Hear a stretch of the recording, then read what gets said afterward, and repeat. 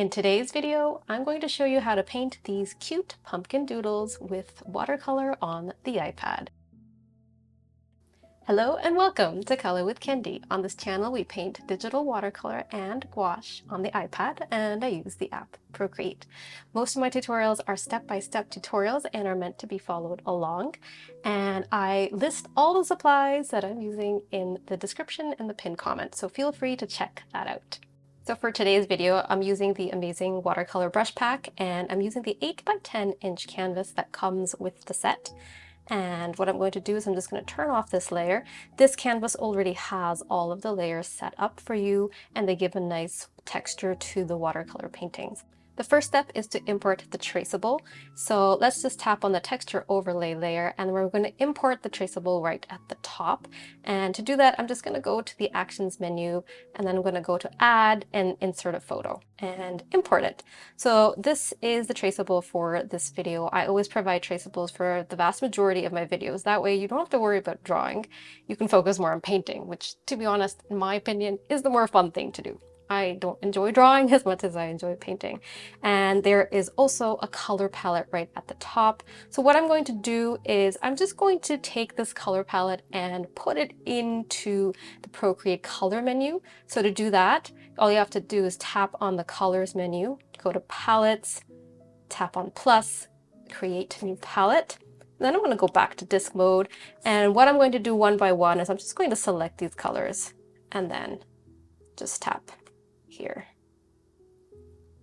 So now I put all of the colors into my color menu, and this is an easy place for me to capture them.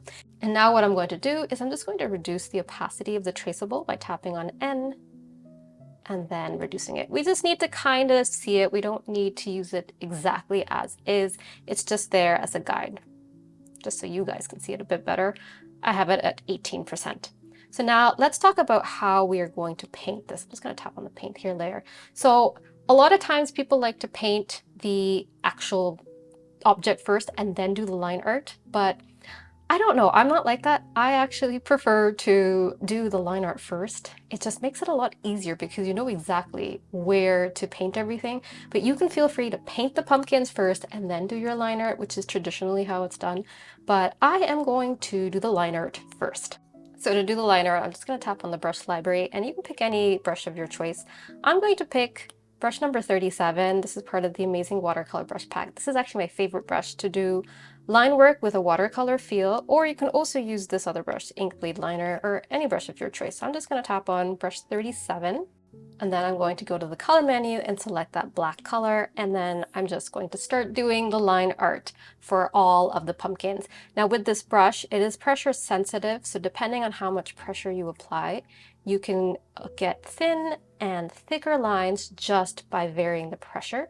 And if you want to get a tapered end like that, what you want to do with this brush is apply heavy pressure and then start to release the pressure as you move off the screen. And as you can see, it has this interesting texture to it, so it looks a little bit more natural and hand done. So what I'm going to do is just do the line art for all of these pumpkins. I'm not going to use the traceable exactly as is. I may add a little bit more interest to it, but let's do one pumpkin together and then you can do the rest on your own. So I'm going to start here, and as you see, I'm varying my pressure. It just creates a more dynamic look to vary that pressure. And you can use the lines from the traceable as a guide, but you can also add your own line work. And I'm not trying to be too perfect. I think the thing with digital art is it's very easy to undo and redo, and then the painting ends up looking a little bit too stiff. So for me, it's a matter of making it look as natural as possible. And to do that, I just kind of vary the pressure, and I don't worry so much about mistakes. Like, I could have made this line closer to the top, but you know what? I'm not going to undo that. I'm going to leave it as is, and just going to complete this. And then with very light pressure, I'm going to add some lines here. And if you want, you can also add some of this line work here to add some interest and some little tiny spots too.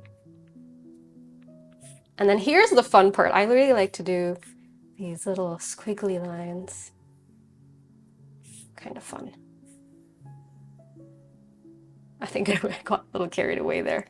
Okay, and if you want, the other thing you can do here is just add some extra lines here to give it a little bit more visual interest. So that's one pumpkin done. I'm going to do the exact same thing with the rest of the pumpkins, and then we're going to start painting. Okay, so I've completed the line art, and what I've done is I've turned off that traceable layer because we don't really need it anymore. So at this point, if you want to add some more details, you definitely can. I'm going to keep the line art relatively simple, but as you can see, I have used thin and thick lines just to provide a little bit of interest, and there's this interesting texture on all of the lines, which makes it look a little bit more hand done. So now the next step is we're going to start painting in the pumpkins. So what I'm going to do is I'm going to go to the brush library, and then I'm going to select a really simple brush to start out. Number 8, Simple Watercolor Pigmented, and I'm just going to use the lighter color here, this color, which is like a yellowy orange, and I'm going to paint in all of the pumpkins. I'm not going to do this very perfectly because I want it to look a bit more organic, and I'm going to do this in a layer under the line art layer. So what I'm going to do is I'm just going to add a new layer and bring it underneath. You can name your layers, I typically don't. And what I'm going to do is I'm just going to paint in the pumpkins without lifting the pencil. And the reason why we do this without lifting the pencil is if we lift the pencil and add more pigment, you're going to get some of that overlap, which is what I don't really want. So I'm going to try to color it in without lifting the pencil. And I'm not trying to be too perfect. And if you want some highlights on your pumpkin, you can do is just leave like a little white area. That becomes your highlight. Much like what you would do in watercolor, you would leave some white to indicate the highlights. So what I'm going to do is just without lifting my pencil, I'm going to continue to paint the pumpkin.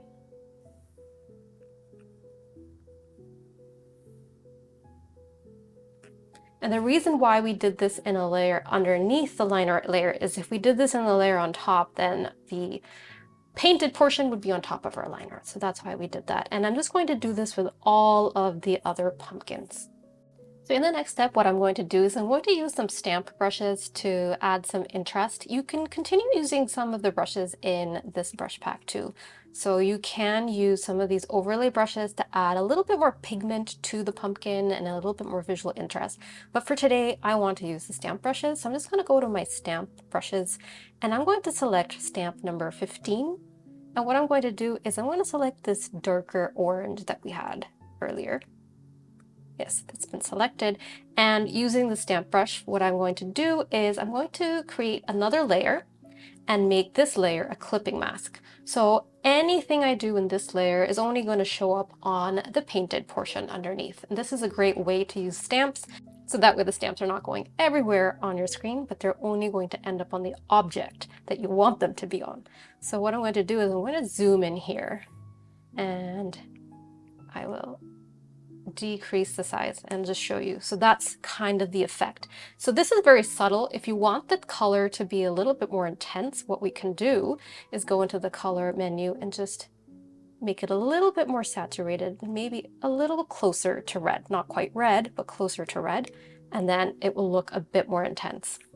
So what I'm going to do is I'm going to just stamp this wherever I feel like I want a little bit more visual interest.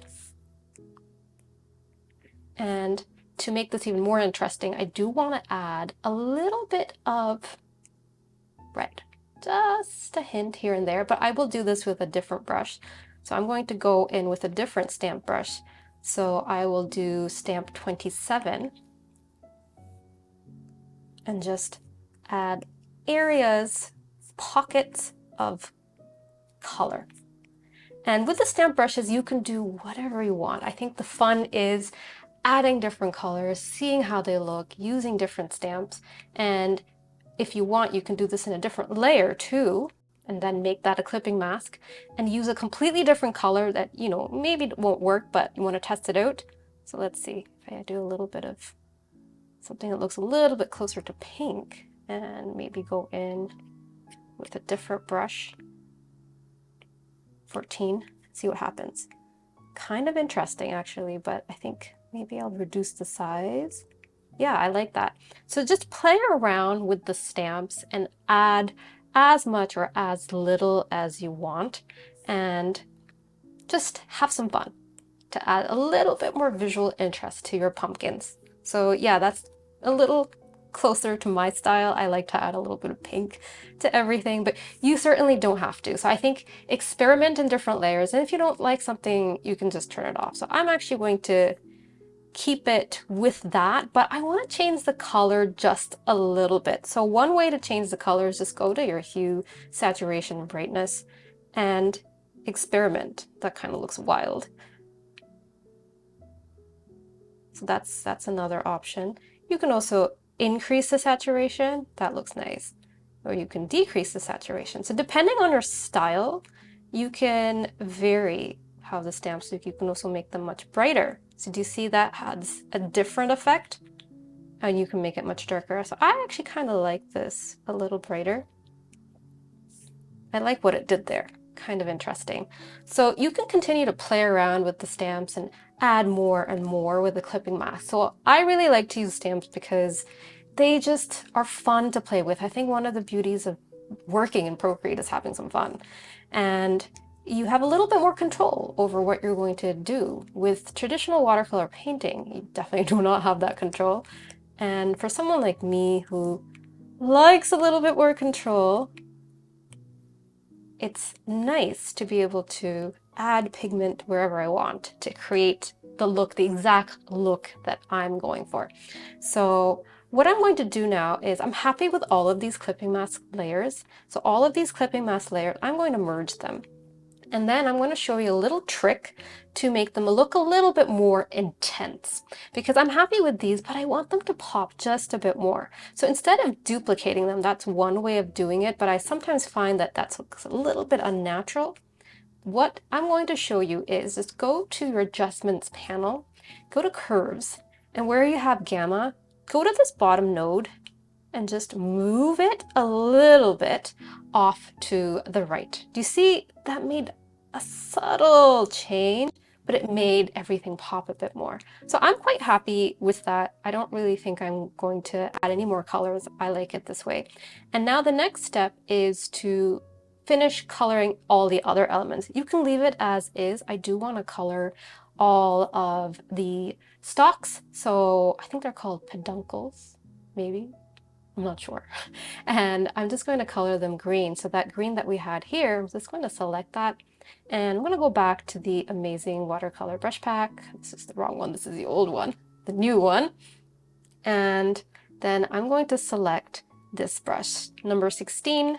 It has some inherent texture in it, but not too much, because I don't want there to be too much going on. I want the focus to be on the bottom of the pumpkin. And I'm just going to finish coloring all of these. So I finished coloring all of these, and I want to add a little bit more visual interest. So what I'm going to do is I'm going to go with a different brush and add a little bit of a dry texture on top. So I'm going to go in with Toothy A, and I'll show you Toothy A off to the side. So depending on how much pressure you apply, you can get something that looks like that or something that looks like that. So I just want to add a little bit of roughness to the stems. So what I'm going to do is I'm going to go down at a diagonal and get a really dark color. And then just add a little bit. Do you see? It's very subtle. I don't want to add too much. I might reduce the size just a notch and just add a little bit of interest. I'm happy with that. And then what I want to do, the last step, is to color in the stars. So now if you want them to have a really interesting effect, like the inky effect, the watercolor and ink painting, then you can just color them in with black lines. So an option is go to brush number 43. I'm going to add another layer. I'll show you what I mean. and just kind of, oops, that's the wrong color. Let's just go with a darker color and just create lines like that and color them in.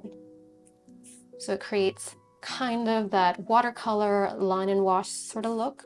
Or if you want, you can also paint them in with a color of your choice, like a yellow. So I'll show you that. So I could pick yellow and then use brush number 37 and color those in. So that kind of look. I actually think because it's autumn and because Halloween is around the corner, I kind of like that better. So what I'm going to do is go back to that color and then go to brush 43 and create these sort of lines. So I'm not filling in the star completely. I'm just using lines like this to fill it in. So it gives it a more interesting look when you zoom out. Okay, so we're done with this illustration. At this point, if you want to add more details, you definitely can. I'm going to keep this relatively simple because this is a beginner tutorial. But now that you've painted this, you can always go back and change things. Because we've done it in layers, you can go back and remove all of these stamps and start again and do something completely different. You can also change the colors of the pumpkins themselves. So because we've done everything in layers, you have that option of changing things. Now, one more thing I wanted to show you is if you go to the texture overlay, these are, let me zoom in. These are all of the layers that add a little bit more visual interest to your painting. And what you can do is you can actually increase the opacity of all of these. So I'm going to show you. So just keep looking at that pumpkin. So I'm going to go to the grungy texture. I think that would be an interesting one to change the opacity for. I'm going to go to color burn, that's CB, that's the blend mode. And here you have the opacity. So what I'm going to do is I'm just going to increase the opacity. Do you see how that's changing the painting a little bit, right? And it's making it much more intense. So if you want that sort of look that's much more intense, that's one way of doing it.